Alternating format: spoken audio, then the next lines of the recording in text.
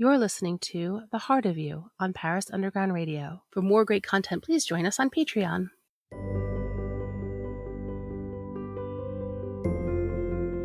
You are listening to Paris Underground Radio. My name is Annette Deleu, and I am the host of The Heart of You. Hello, and welcome back to The Heart of You. This is episode 31, and we are going to be talking to Kyle Lamb. He is a sound practitioner based in South Orange County in Southern California. He does these incredible sound baths that you really have to experience to really get the full effect of what they can actually do for you on an energetic basis. He is a Kundalini Yoga practitioner, but most importantly, and this is something that we are definitely going to be talking about throughout this episode, is that he is one of the few male practitioners in sound healing. And this is significant because divine masculine energy really needs a place in this spiritual community. And there aren't a lot of communities that support uniquely divine masculine energies.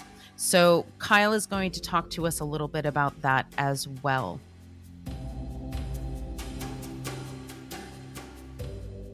Kyle, I'd like to welcome you to the show. Thank you, Annette. It's an honor to be here. Thank you for giving me the opportunity to share my story and share my journey about sound bath and sound healing. Yeah, of course.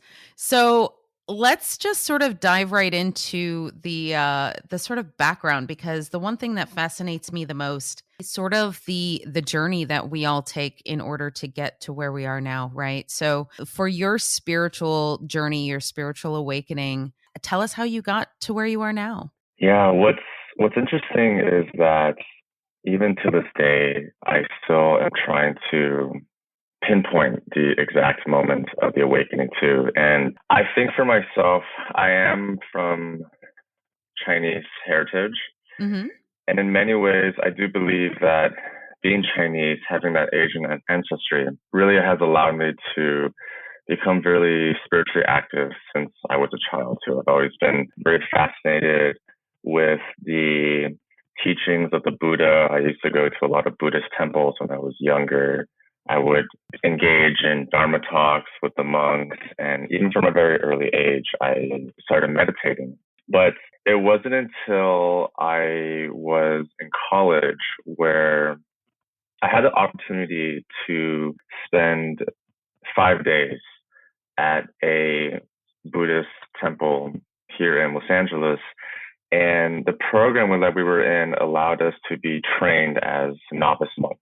And so we spent a lot of time with the Venerable there. We did morning meditations, evening meditations, afternoon meditations, walking meditations, laying down meditations, and got a chance to really experience what it's like to be trained as a monk. And that was one of the biggest inspirations to continue living a very spiritual life. But no doubt when I started doing Kundalini Yoga, around 2015, that's what really catalyzed my awakening too. I've delved in many different types of modality before I did some sound baths here and there. I did some meditation classes, some breathwork classes, but it wasn't until I found Kundalini Yoga where everything tied together from there. And I was able to take every bits and pieces of what I've learned and bring it into the world of Kundalini Yoga and really embody the essence of all the teachings that I have. And that is really what has not only created the kind of spiritual man I am today, but it continues giving me all the teachings that I need whenever I face any sort of obstacles or challenges in my life.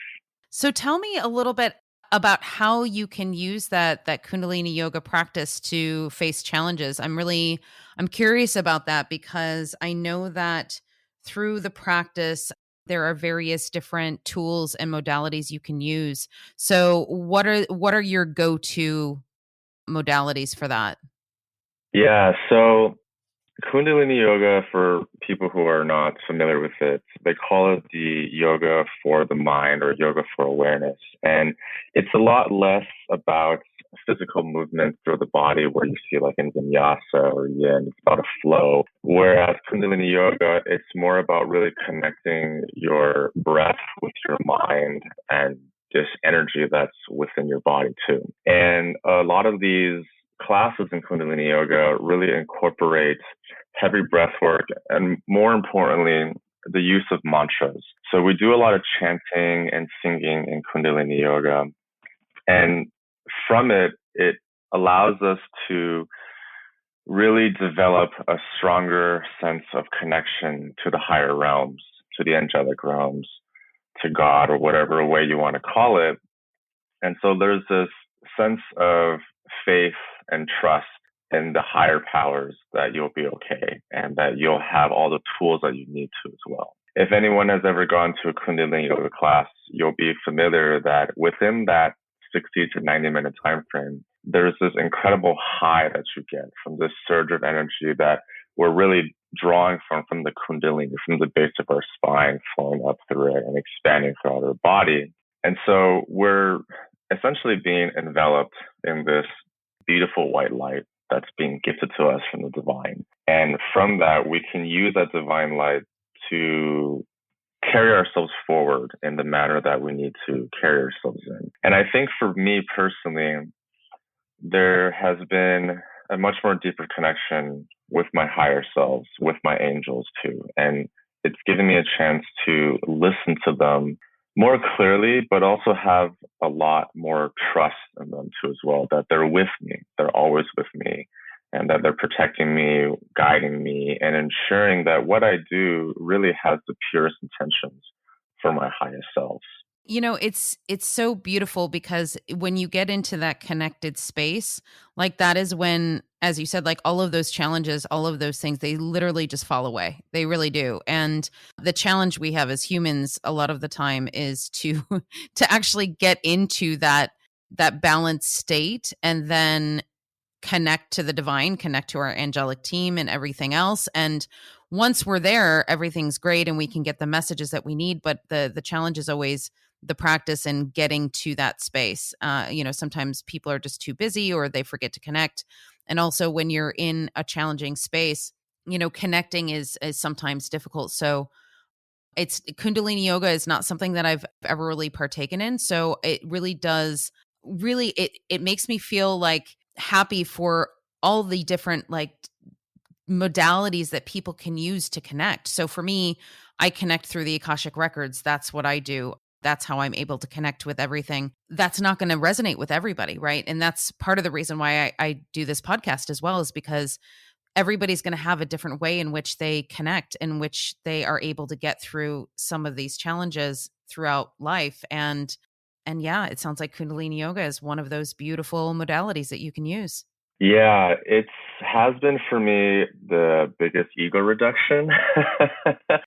And, I come from a very traditional Chinese background. And so, in growing up, there wasn't a lot of practices or conversations about becoming very comfortable with your inner selves, being vulnerable. There's always a sense of being this really tough character and, focus on the material things that really are meant to enhance your life.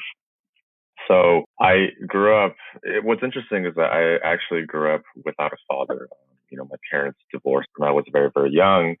So a lot of my upbringing was from my mother, and, she immigrated from China, and she achieved the American dream. She worked really hard, but she has this concept of there has to be a linear path towards success. And a lot of it is to avoid and not deal with some of the more emotional and inner work and just push and carry forward. So from that upbringing, I developed a strong sense of like, okay, like I have to really push through for a lot of things and just be stronger and keep going after it. So when I started doing Kundalini Yoga, it was like the emergency brake got pulled on that, right? And I realized that one is the path that I was going on, the decisions I was making, the actions that I was doing, it was good for that time, but it wasn't something that was, for me, sustainable. And it caused a lot more disruption and disharmony in not only my personal life, but even my professional life too as well. So when I started doing Kundalini Yoga, it was, like I said, the biggest ego reduction. And it gave me a lot of realizations of the patterns that I was doing. And it gave me also the encouragement to discontinue those actions and start working to build better habits for myself that would serve me best. And, Kundalini Yoga, it's for everyone. There's no limitations or restrictions based on age or ethnicity or any kind of background too as well. What's interesting is that Kundalini Yoga, it comes from, I should rephrase, it's Kundalini Yoga as taught by Yogi Bhajan. There's different varieties of variations of Kundalini Yoga, but this one in particular draws a lot of its mantras and its practices from the Sikh Dharma. And, for me, my mother immigrated from China in the 70s, and that was when communism was really starting to rise up and take power there. So there was a lot of abolishment of different religion, spiritual practices, even the history of Buddhism or Confucianism was expelled from any part of the culture too there. So I never had a sense of faith growing up too. And I think in many ways that was what I was lacking in my life. And so even though I don't practice a lot of the Sikh Dharma, a lot of the mantras being used there are very dear to my heart. And when I chant and when I sing these mantras, it's very sacred to me. It's giving me a stronger connection to God and to the higher realms too. Yeah. And that was something that no other practice has ever given me. Even when I've done breath work or have been in an ayahuasca ceremony, for example. So I always call it it's the bread and butter of my spiritual practice. It's the base foundation of who I am today, of the man I am today, and of course my spiritual practice too as well. Beautiful. So then, do you want to sort of tie in where your musical background comes in and how you started integrating that with your spiritual practice? Sure. So I have a strong musical background. When I was younger, I played piano for 8 years, and I also played clarinet in symphony orchestra and in marching band throughout junior high school, and a little bit in college too as well. And I also sung in junior master chorale for a little over a year. So when I was younger, all those experience in music was really about performance and, creating different and hosting concerts and stuff like that. But it wasn't until I started doing Kundalini Yoga where I got a lot of inspiration to use that in a spiritual practice of sound healing. So in Kundalini Yoga, they always end every class with a gong, about 10 minutes or so. So the gong is very synchronous with Kundalini Yoga. So as my practice developed, my love of the gong also developed too as well. And that was the very first instrument that I became very acquainted with and I fell in love with. And I remember doing a gong workshop in LA a while ago.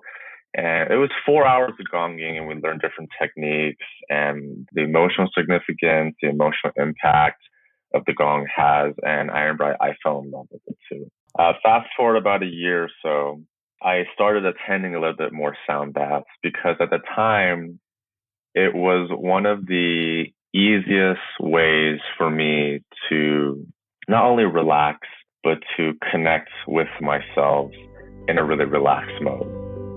Are you fascinated with all of the different terroirs or the various different regions of France and the cheese and the wine and all of the gastronomy that comes from each territory? If so, this is the podcast for you. It is the Terroir Podcast with Caroline Connor and Emily Monaco. Head to parisundergroundradio.com. We will be right back with The Heart of You after a word from our sponsors. Welcome back to The Heart of You on Paris Underground Radio. I think because I do have that musical background, I was really intrigued by how these notes, these melodies, and these harmonies were inducing me into a very deep meditative state. And I was very fascinated by it. And I began at the time helping out, being a part of a team of helpers for two notable sound healers in LA. And they became really good friends of mine too. And they also became like partially my mentors too as well. So I began playing with them a little bit too as well. And eventually I purchased my own sets of singing bowls, very basic set, very small set of 7. And I just bought it just for myself to play at home. So my sound bath journey actually was just me playing for myself for about 6 or 7 months at my house. It started off with 1 bowl, then 2, then 3, then I bought a set of 7, and then eventually I bought my very first gong. And when I first started doing sound baths and hosting it at events, it was really just for fun. I never had any intentions on doing sound baths as a job, as a way to serve the community. I just did it just for fun, for myself, right? And I think sound bath is one of those things that I didn't really choose. I believe sound bath has chosen me, because from there, my knowledge and experience with it grew very exponentially.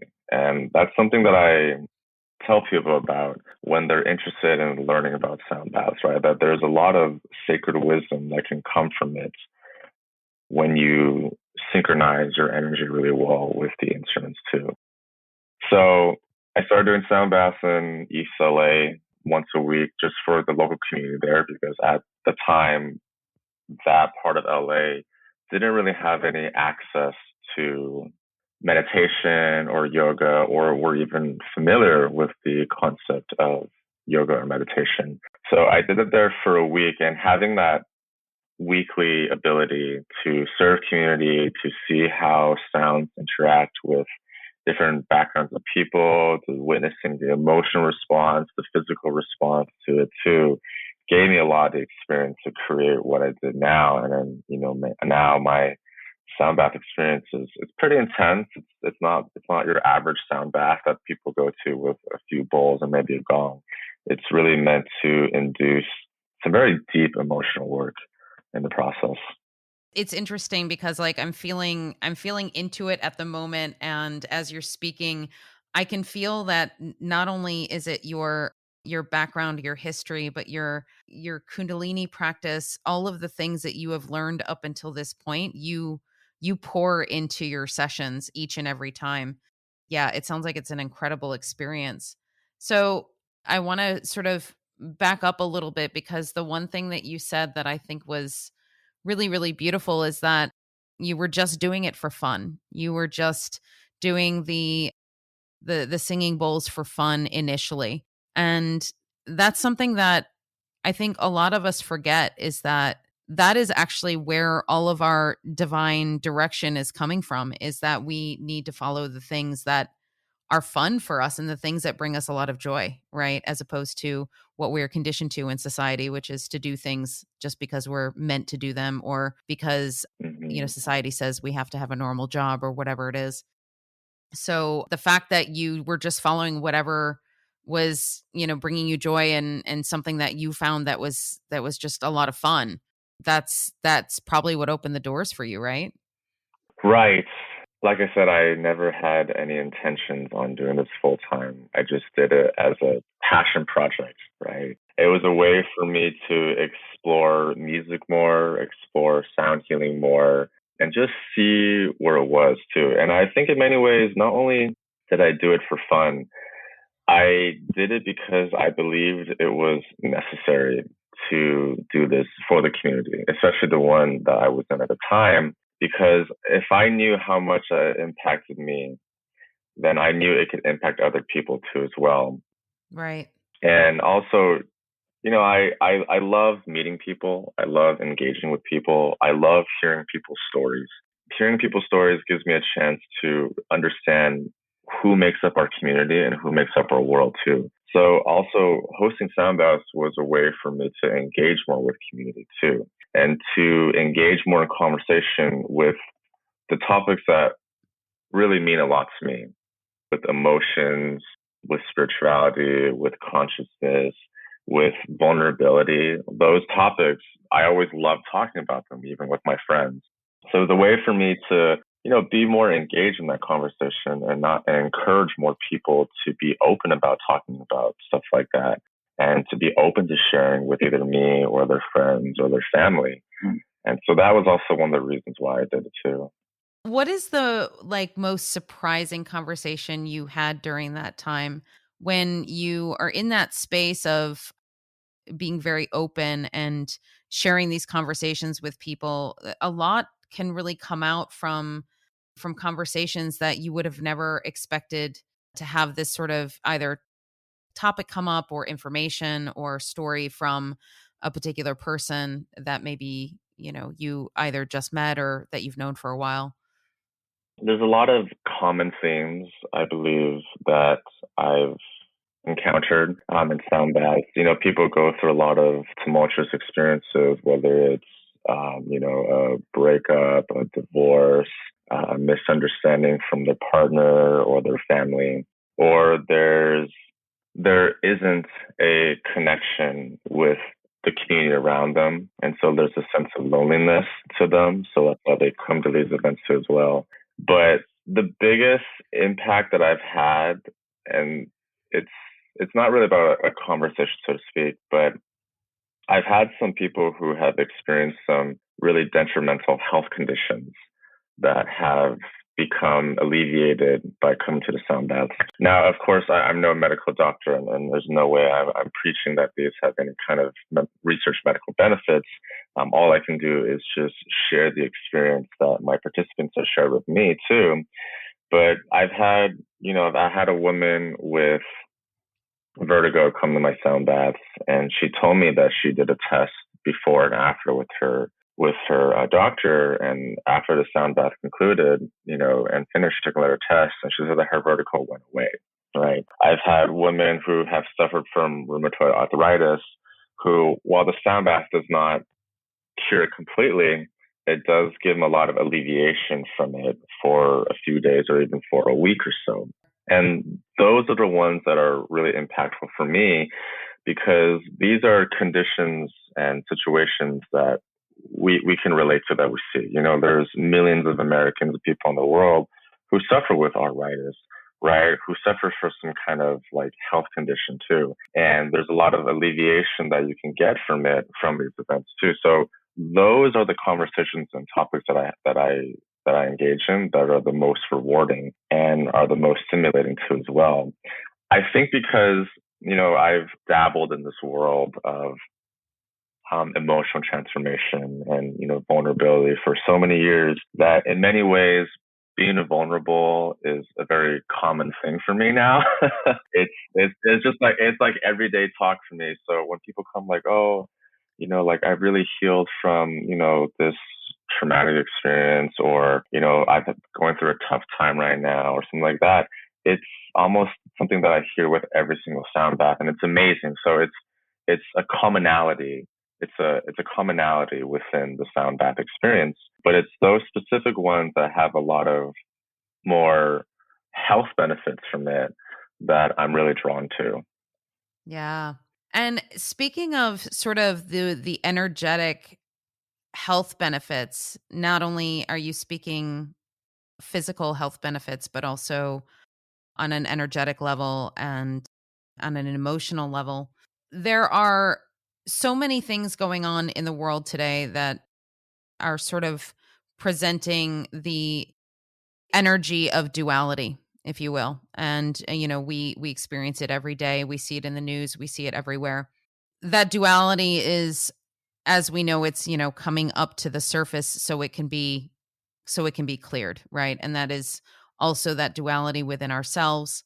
And the divine feminine, divine masculine energy can kind of represent itself in that duality sometimes. And in the spiritual community, one of the things that you often see is that there are divine feminine circles out there. There's all kinds of support for feminine energies, and you don't find a lot of support out there for masculine energies, whether you're in a male or female body, it doesn't matter, but for masculine energies to come together and to have experiences together. Ultimately, we all know that the goal is to be able to have that balance of those masculine and feminine energies within ourselves. In order to do that, you have to acknowledge those particular masculine energies within yourself. So you have this beautiful, unique situation where you are creating these support circles for men and for masculine energies. And I would love to hear all about that and how you are supporting the masculine energies at this time, and what happens during these sacred circles. So I'll give you a little bit of a background information that sparked all this too. So as I mentioned before, I grew up with a single mother, right? So my concept of masculinity has always came from my mother, even though there have been some father figures in my life and the men that she's dated, but it's primarily come from her. So what's interesting is that I always associated masculinity with the feminine essence. Oh, nice. And growing up, because I grew up with a single mother too, I was a lot more comfortable with women or with the feminine too as well. And I've always had this very deeper understanding of women in the process. And when I was in, high school and college, of course, I didn't know any better. I was young. And so I tried to associate myself with, like fraternities and like the bigger guys of my school. So cause that was my idea of what masculinity was. Right. And, even when I was in my 20s, I'll admit to myself, I was very unconscious with my masculine energy. I was very unfaithful. I did not really treat women appropriately in the way that they should have, even though I had this really grand respect for women overall with the feminine energy from my mother. And it wasn't until towards the later part of my 20s where it really began to hit me that what I was doing was very toxic. And, at the time, there was a lot of talk about toxic masculinity. And I was like, wow, this is who I am. Like, this is what I've been doing. And I can't do this anymore. So what actually sparked my work with the sacred masculine energy was through Tantra. And I remember I went to Miami just for a vacation a couple of years ago. Right before that, I had an incident where I really broke down a lot because I realized that my masculine energy has been broken down completely. And as much as I tried to use what I have in my toolbox through Kundalini breathwork and all that jazz to try to figure out what I needed to do next, I had no idea. I was completely lost. And that's when I realized I needed to take a different approach. And in some ways, I need to take a little bit more of an extreme approach as well. So I ended up connecting with a tantrika over Miami, and I did a couple sessions with her, and I healed a lot of my masculine wounds from there too. At the time, I had multiple partners, and so even after that, I broke away from almost half of my partners. And I continued doing sessions with her then, and she really saw in me this warrior priest that had the ability to guide other people, not only to the tantric realm, but to share the teachings of what Tantra really is about. It's about deep intimacy with your own energy, with your own masculine and feminine energy. And I learned from there that it's really about using both your feminine and your masculine energy in conjunction to help each other. There's a reason why Paris is considered one of the most romantic places in the world. Lily Heisey of Romancing in Paris explores all of these little hidden places where you can experience the love and the romance of the City of Light. You can find Romancing in Paris at parisundergroundradio.com. We will be right back with The Heart of You after a word from our sponsors. Welcome back to The Heart of You on Paris Underground Radio. I've always tried to not use the word balance a lot because it's I believe that everyone that the masculine and feminine energy is always shifting in terms of levels, and it's important to use one to serve the other too. So, I do have a lot of also divine feminine energy with me. I'm, very comfortable with my emotions, with vulnerability, and creating a space for others to do that too. So I use that essence to help propel my divine masculine energy. As a man in sound healing, I actually didn't even realize how rare that was until I had someone brought it up to me. I had a friend, she's a Korean woman who primarily does breathwork and coaching for Asian women. And when we connected, she was like, I'm so shocked that there is an Asian man in our community doing this kind of work.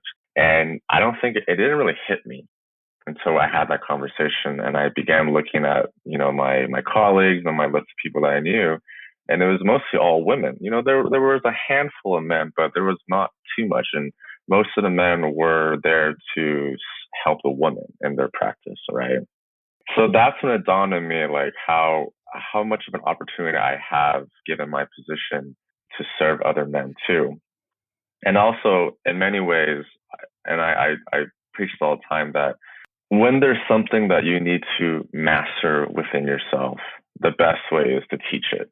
It's actually one of the quotes that Yogi Bhajan uses in Kundalini Yoga that, when you become a teacher, when you teach something, you really have to walk the walk, right? You can't just talk it anymore. You have to embody what it truly is. And that really spoke to me. If I was to really embody the essence of what a divine masculine and man has to be, I do need to teach it and share my experience with it too as well. And so that's how my Sacred Men Circle came to fruition too. I realized that there needed to be a space for men to come and just share about what they go through as a man, right? And then you mentioned earlier too, like there's a plethora of women's circles, divine feminine circles, yoni circles, womb healing, and it's absolutely beautiful, right? We're in the age of the feminine. This is the stuff that really needs to happen because women are meant to propel to the higher powers in order for our world to change to align with where it needs to be, right? And in my belief, men has that mission to support that elevation too. That's something that I've always believed in from the very beginning. A lot of it came from my mother, right? Helping her become the woman that she is, and helping all the women that I've served in sound healing become the women that they're meant to be too. I realized that not only that we needed to help men become more aligned with their divine masculinity, but also allow them to be comfortable in expressing themselves as a man with other men. I think most men are really only vulnerable and share with other women, sometimes with their partners too as well. But I also believe that there are a lot of things that men go through that really only other men can understand too. And so that's the whole essence of what my masculine circles are meant to be, is we keep it small and intimate, about 8 to 12 men. And it's for anyone that defines themselves as a man, as the masculine energy. There's no limitation on gender or sexual orientation. Is if you define as the masculine energy, you're more than welcome to come. And it's set up as a space for us to just share our stories and offer support and offer any kind of words of wisdom and there's no real teaching, so to speak, about divine masculinity, because for me, I believe that a lot of it comes from within, right? If you can open yourself up, share your story, and connect more people around you, there's a lot more opportunities for that sacred wisdom to flourish from within. It sounds like it's about holding that space and creating that space, because I think a lot of times there's a lot of judgment surrounding men in general who are, let's say, in their distorted masculine, right? So that judgment is perpetuated because, let's say, if they are in that distorted masculine energy, they're doing the sort of distorted behaviors. And then they just keep on getting beaten down because of those behaviors. And in order to get them to basically have that beautiful space to transcend the distorted masculine and move into the divine masculine, that space needs to be there. Somebody needs to hold that space for them. And it sounds like that's what you're doing. So it's quite interesting because I had a lot of men who are there because their wives or their girlfriends have sent them there.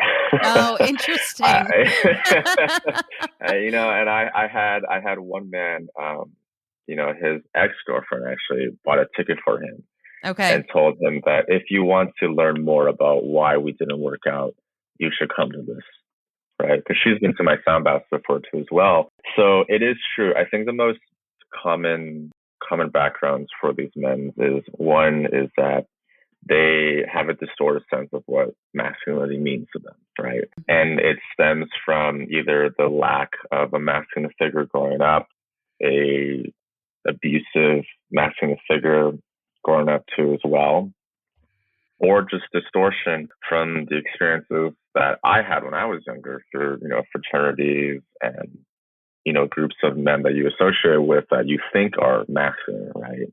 But I've also had a lot of, men who have also been deprived of their masculinity as well, whether it's through like sexual abuse, sexual trauma, or even physical abuse too as well. They're always being pushed down.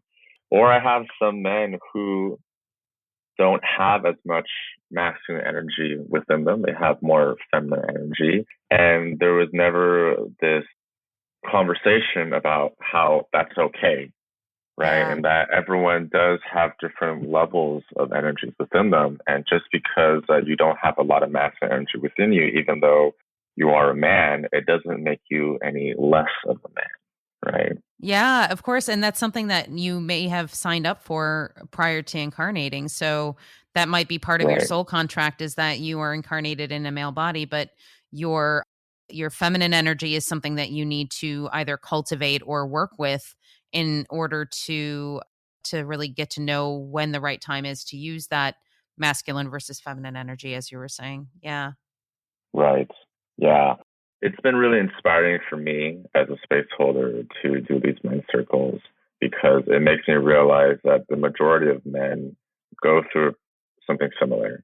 The details are obviously very different, which is based on their lives, but the themes of what men go through are generally the same too. And I realize this because in our men's circle, really all we're doing is just sharing. But at the end of it, you can just feel this strong sense of connection of like brotherhood between all the guys. We afterwards we come and huddle and we do some breathing and some mass and core exercises, but you can feel this unification of brotherhood. And all we did was just share our stories. And everyone always mentions that, like I never knew that other men go through the same. I thought I would go through this alone, right? So I realized that a lot of men, like, they just feel lonely, even though they may have their wives and their partners and they have their guy friends around them, they still feel very alone, right? Yeah. When it comes to their heart. And that was the biggest realization to me is that, just men need to understand that they're not alone and that if they can have an understanding that what they go through is somewhat common, right? And that there are other men that can go through it, they don't push themselves down as hard in the process. So I think that when some men realize they go through this alone, they think that they have a problem and it's unique to them. Right. And the thing is that it's not unique to them in any way, because if you think about it as a collective energy as well, the collective of the masculine energy is going through a lot of this transmuting. And so it's something that not only are you dealing with it within yourself, but you're dealing with the collective energies of it. And that's a lot to deal with. And especially when it's rooted in the same things that we all get rooted in, those distorted energies, even, distorted feminine, which is, abandonment, it's hurt, it's all of those energies that we've experienced that distort those energies. And yeah, if you're not talking about them, they're not going to go anywhere. They're going to stay stuck where they are. Right. That's one thing I mentioned too. I says, look, guys, we know that women are rising up in this time period, right? There are more women CEOs, there are more women in higher power, and we see a lot of support for women too, right? So it's up to us as men if we want to be a part of that transition, right? We have to change ourselves too, right? That's necessary. Yeah. That's incredible. So the more of these types of circles that I feel start popping up, it's going to be such a beautiful thing to see how it transforms the divine masculine energy as a collective. So I commend you for doing this work because it's so super super important. And if anybody out there wants to join you in one of these circles, how do they get a hold of you? How do they find out about when you're having them? I host these in person here in Southern California. We do it in Orange County twice a month, once in North Orange County and once in South Orange County. They can go through my Instagram. It's at Kyle Lamb Sound Healing, or you can go through my website, kylelambsoundhealing.com, and you'll see the event listed on there too. And I'm eventually going to start doing them online through Zoom so we can connect with more men, not only here in the United States, but also around the world too as well, to build an even stronger connection and understanding that we don't go through this alone too. So that's in the work. But if you're here in Southern California, I would love the opportunity to hear your story and give you a safe place for you to share your story and hopefully embody more of that divine masculine energy within the process. Yeah, thank you for that. Going back to your sound healing practices and everything that you offer at the moment, when you have your sound bath events, what can somebody expect if they've never done a sound bath before, if they've never done sound healing? What can they expect to experience while they're there? Sure. I like to explain what a sound bath is like a musically guided meditation.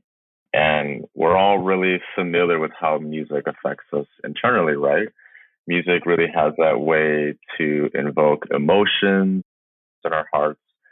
They give us clarity in our minds, and it really allows us to have that internal release, right?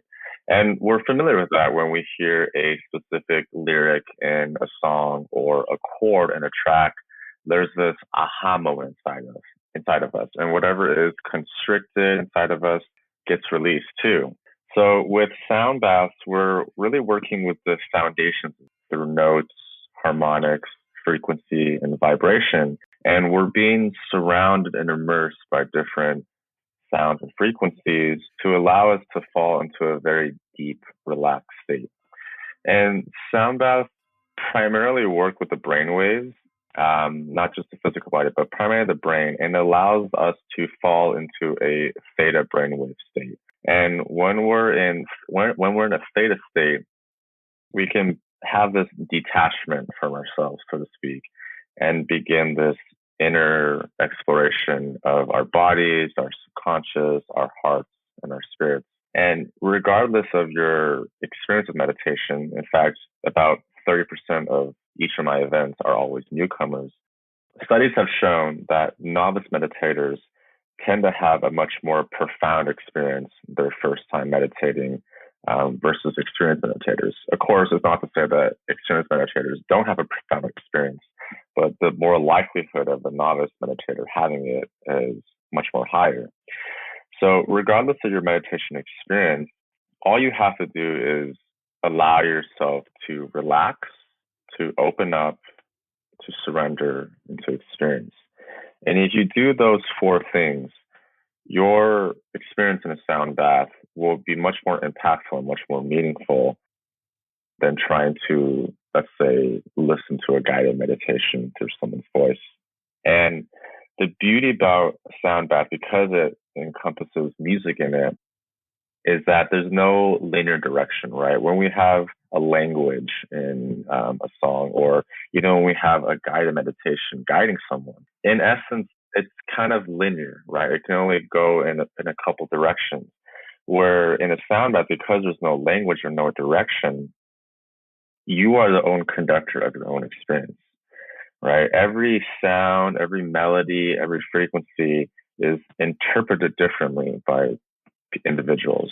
So how you interpret a sound and what your emotional response from it can be vastly different than someone else's. And that's the beauty about sound baths, is that there's no limitation or restrictions on what it can give and who can attend it. I love Paris for all of its myriad of options of things to do throughout each and every day. However, it can get a little overwhelming sometimes to figure out what you want to do because there's so much to do. If you're in this position, I highly recommend you listen to Don't Miss This with Jennifer Garrity. She gives you the best of what is going on in Paris for each particular week.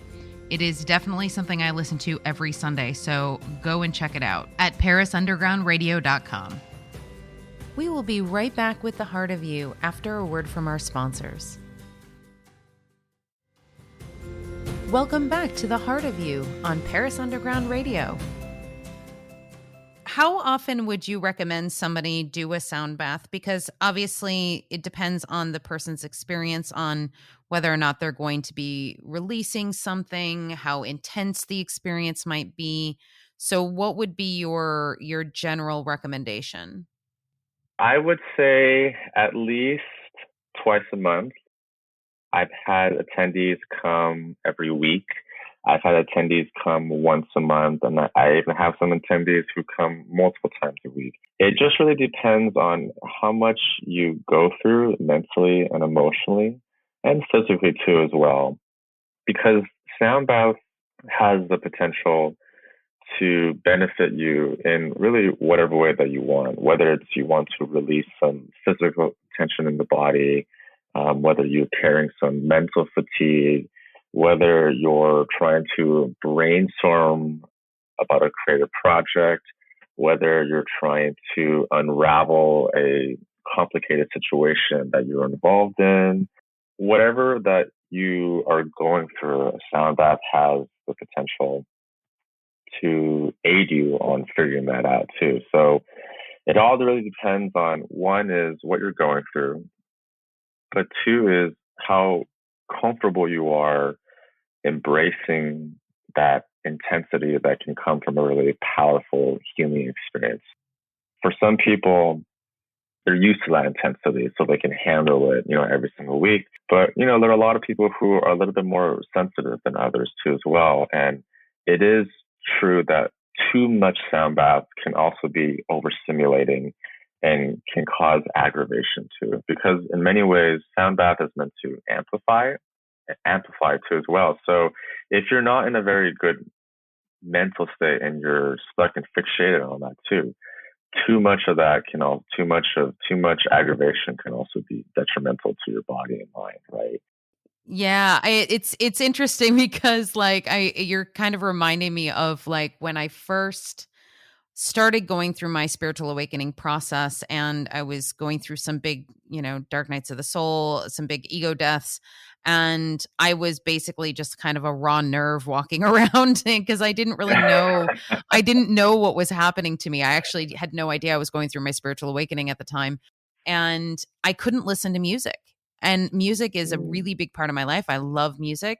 And every time I would listen to music, I would just uncontrollably start crying.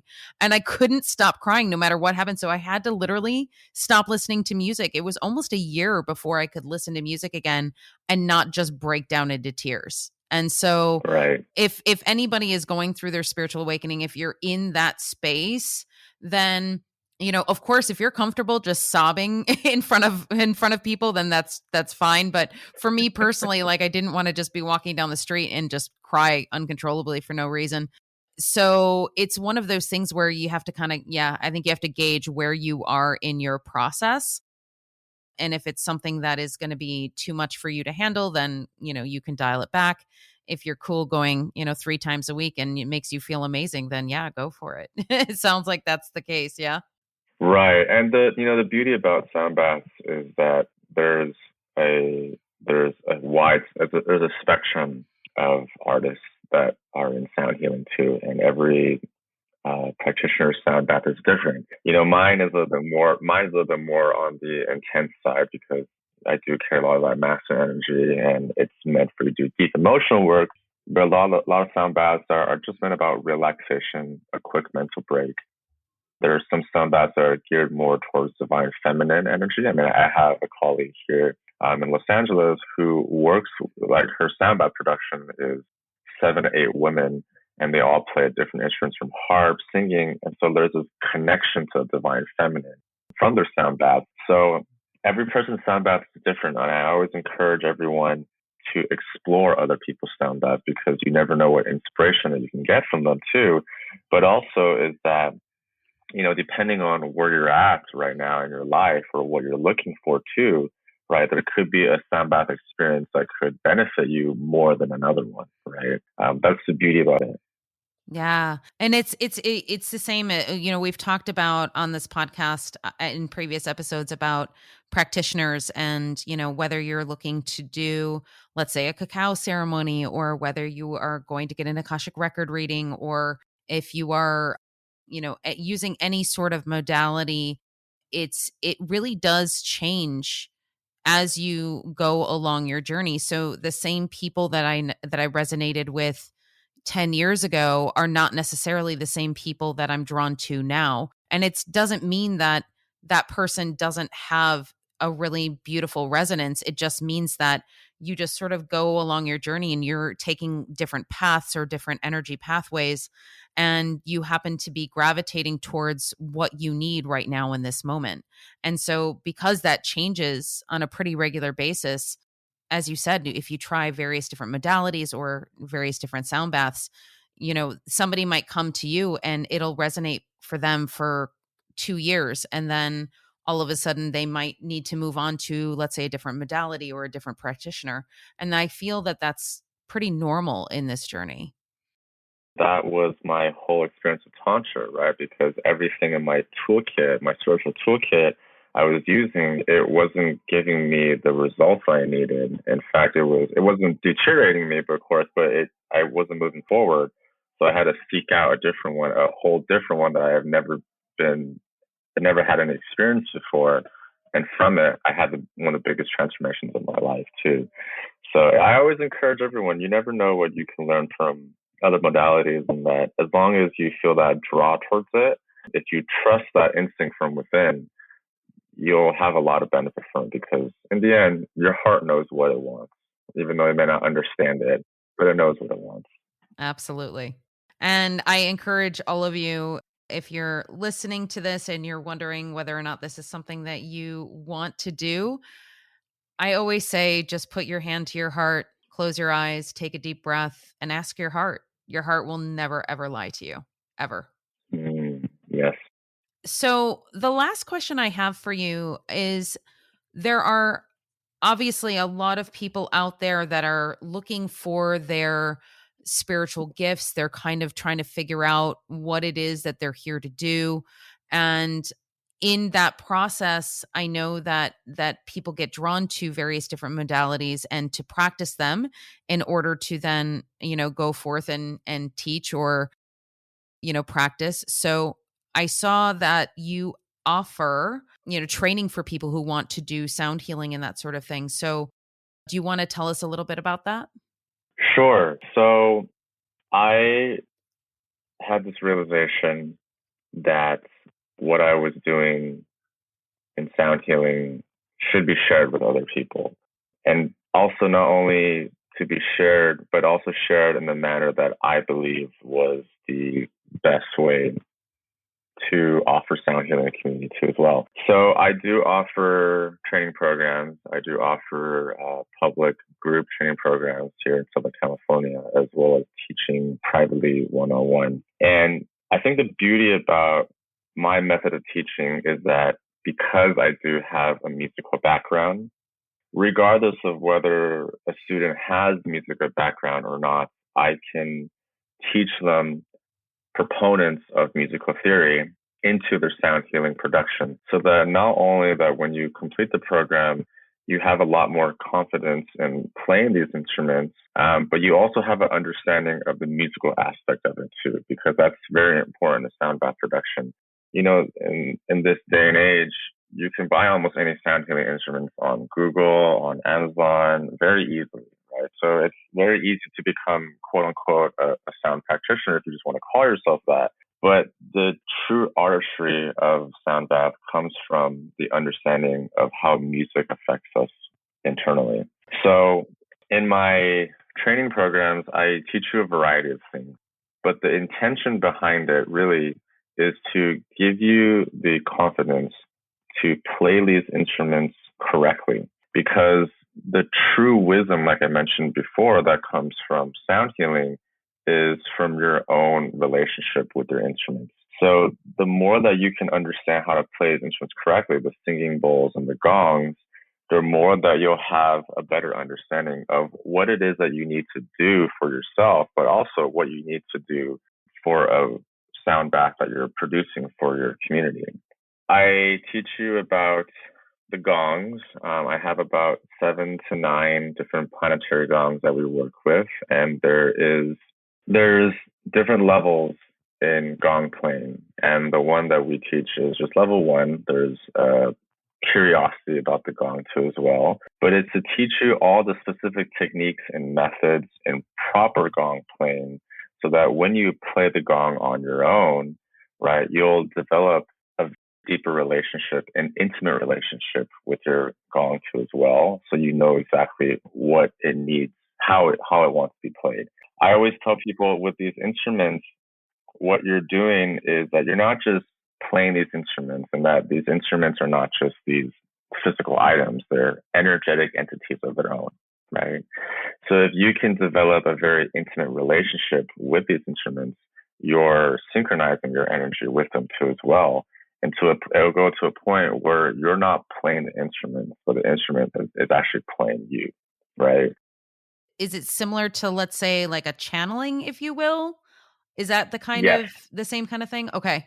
Yes, that's what I believe, at least from my experience. That's what happens to me. There's something that comes through me when I do sound healing, and it's like a mixture of like me and my different spiritual guides or whatever that comes through me that creates the kind of experience that I create.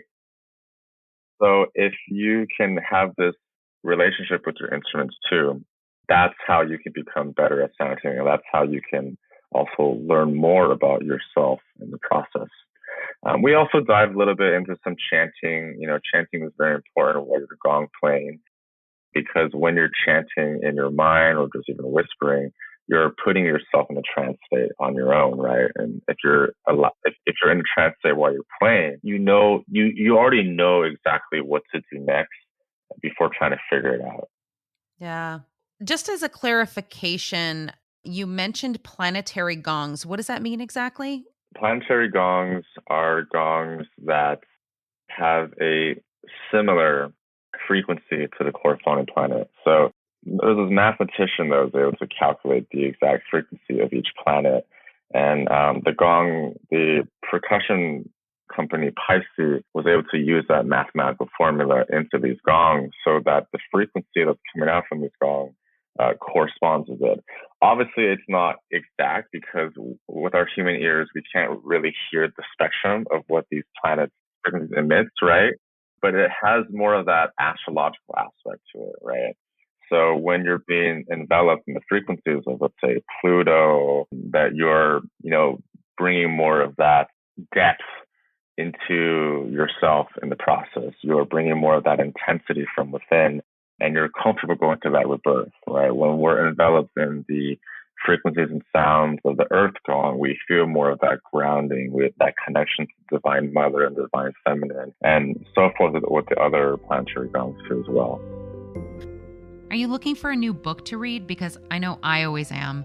Head to Storytime in Paris on Paris Underground Radio with your host, Jennifer Garrity, as she interviews fascinating authors that have a French connection. We will be right back with The Heart of You after a word from our sponsors. Welcome back to The Heart of You on Paris Underground Radio. Before we get into closing, we're going to play a little excerpt from one of Kyle's sound baths, just so you can get an idea of what it sounds like. You may not get the full feeling, the energetic feeling as you would in an entire sound bath, but at least this will give you an idea.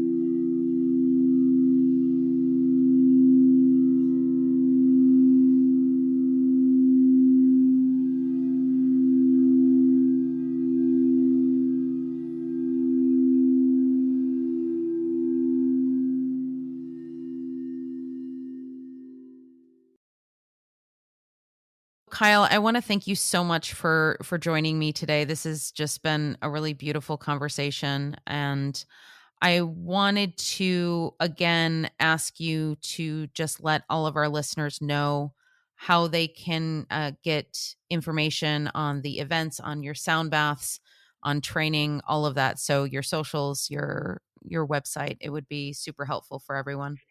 Sure. So my website is www.kylelamsoundhealing.com. And on that website, you can learn a little bit more about me and my work. You can see my list of events that I have. I'm here in Southern California. You can get information about my public and my private one-on-one sound bath training programs. And I also help my Tantra teacher produce Tantra retreats here in Southern California too, if anyone's interested in that. I'm very active on Instagram. That's my main social media platform. It's at Kyle Lam Sound Healing. And the beauty about this Instagram is that we do Instagram live sound baths about every week and a half or 2 weeks or so. And those I leave completely on free on my Instagram. So when everyone ever needs a quick reset, they can, take a listen to it. But it's also a good way for people to get a preview of what my in-person sound bath productions are like. And also for those that are curious about the techniques and some of the basic methods of using sound baths, they can get a visual idea of it from my Instagram too. I welcome everyone to, send me a DM, say hi. I'm always open to conversations. You're always talking with me. I'm not someone on my team on my Instagram too as well. And I love meeting more and more people in the community. So if I have the opportunity to connect with you, to serve you, to uplift you in any way that I can, I would honor the opportunity to. Beautiful. Thank you so much. And just to let you know, it is Kyle Lamb. So KYLELAM. So when you're spelling the website and Instagram and all of that, I just wanted to give the correct spelling. So yeah, thanks again. And we'll talk soon. Awesome. Thank you so much, and I appreciate it. This episode of The Heart of You was produced by Jennifer Garrity for Paris Underground Radio. For more great content, please join us on Patreon.